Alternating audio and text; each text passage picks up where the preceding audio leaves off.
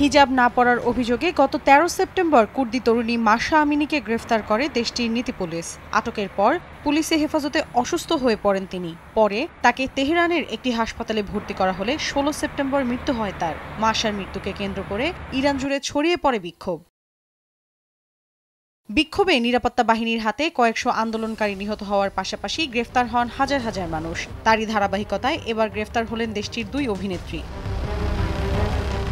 কর্তৃপক্ষের দাবি, মাশা আমিনির মৃত্যুর পর হেনগামে গাজিয়ানি ও কাতাইনু রিয়াহি নামের ওই দুই নারী অভিনেত্রী হিজাব ছাড়া প্রকাশ্যে এসে আন্দোলনকারীদের সমর্থন দিয়েছিলেন।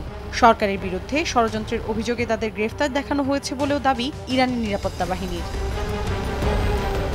গাজিয়ানি ও কাতাইনু অভিনয়ের জন্য পেয়েছেন একাধিক পুরস্কার। গ্রেফতারের আগে সামাজিক যোগাযোগ মাধ্যমে দেয়া এক পোস্টে যাই ঘটুক না কেন ইরানের জনগণের সঙ্গে থাকার প্রতিশ্রুতি দেন গাজিয়ানি। এটাই হয়তোবা তার শেষ পোস্ট বলেও উল্লেখ করেন তিনি।